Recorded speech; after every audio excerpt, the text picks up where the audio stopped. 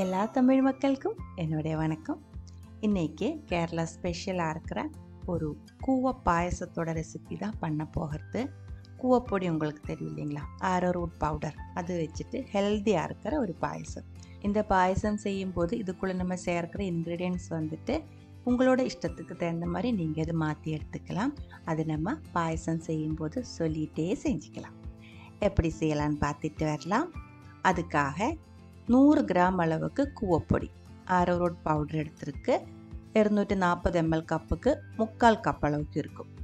இது நம்ம பாயசத்தோட அந்த ஒரு கன்சிஸ்டன்சியில் கொண்டு வரதுக்கு 3 கப்பிலிருந்து 4 கப்பு தண்ணி வரைக்கும் தேவைப்படும். நான் இப்போ இதில் 1 கப் அளவுக்கு தண்ணி ஊற்றி நல்லா கலக்கி எடுத்து வைக்கிறேன். முதல்ல தண்ணி நம்ம ஒன்றா ஊற்ற வேண்டியதில்லை, இதில் கட்டி இருக்கும். நல்லா இதே மாதிரி கலக்கி எடுத்து வச்சுக்கோங்க. இனிப்புக்காக நம்ம இதில் சேர்க்கிறது வெல்லம் தான். 200 கிராம் அளவுக்கு வெல்லம் எடுத்துருக்கு. அதுக்குள்ளேயும் நான் 1 கப் அளவுக்கு தண்ணி ஊற்றி இருக்கு. நல்லா கரையை விட்டு எடுத்துக்கலாம். இப்போ நம்ம 2 கப் அளவு தண்ணி எடுத்துருக்கு. நல்லா கொதிக்க விட்டு அந்த வெல்லம் ஃபுல்லாக தண்ணியில் கரைஞ்சதுக்கப்புறம் தீ ஆஃப் பண்ணி எடுத்து வச்சுக்கோங்க. கொஞ்சம் ஆற விட்டுக்கோங்க. சூடோடே மாவுக்குள்ளே சேர்த்து கலக்கி எடுக்கக்கூடாது. அப்படி ஆயிடுச்சுன்னா மாவு வந்து கட்டியாக சீக்கிரம் வெந்து போயிடும். அதனால இதை ஆற விட்டுக்கோங்க. ஆறினதுக்கப்புறம் நம்ம கலக்கி எடுத்து வச்சிருக்கிற ஆரோரூட் பவுடருக்குள்ளே சேர்த்து மிக்ஸ் பண்ணிக்கோங்க. முதல்ல கலக்கி எடுத்து வச்சிருந்ததுனால அந்த பவுடர் வந்து கீழே அமுங்கி இருக்கும்.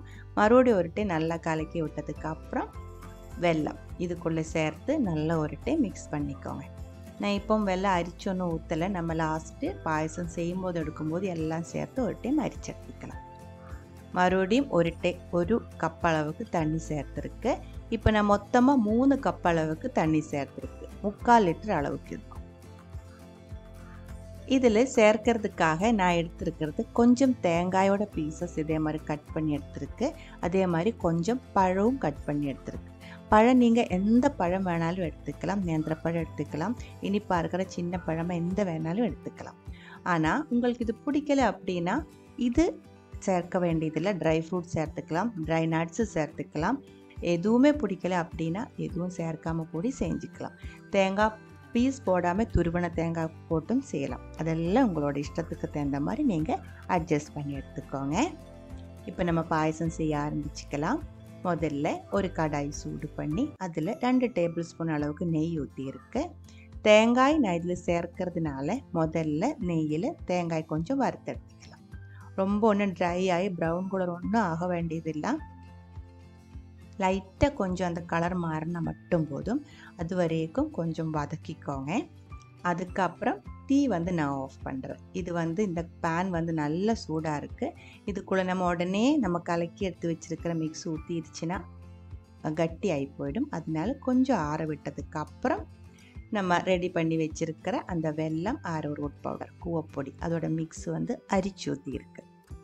இப்போது மீடியம் ஃப்ளேமிலும் மீடியம் லோ ஃப்ளேமிலும் தீ அட்ஜஸ்ட் பண்ணி கைவிடாமல் இதே மாதிரி கலக்கி விட்டுட்டே இருங்க. கொஞ்சம் நேரத்துக்குள்ளே இது கட்டியாக ஆரம்பிக்கும். கட்டியாக ஆரம்பிக்கும் போது தீ கம்மி பண்ணி வச்சுக்கோங்க. அதுக்கப்புறம் நீங்கள் இதில் என்ன சேர்க்கறதுக்கு உங்களுக்கு பிடிக்குமோ அது நீங்கள் சேர்த்துக்கலாம். பழுத்த நேந்திரப்பழம் தான் கட் பண்ணி சேர்க்குறேன் அப்படின்னா அது கொஞ்சம் முன்னாடியே சேர்த்துக்கோங்க. அது கொஞ்சம் வெந்து சாஃப்டானதாக டேஸ்ட்டாக இருக்கும். சாதாரணமாக இருக்கிற சின்ன பழம் தான் சேர்க்குறேன் அப்படின்னா அது இந்த மாதிரி கட்டியானதுக்கு அப்புறம் சேர்த்தாலும் போதும். இப்போ இதில் 1 டீஸ்பூன் அளவுக்கு ஏலக்காய் பவுடரும் சேர்த்துருக்கு. கட் பண்ணி எடுத்து வச்சுருக்கிற பழமும் சேர்த்துருக்கு.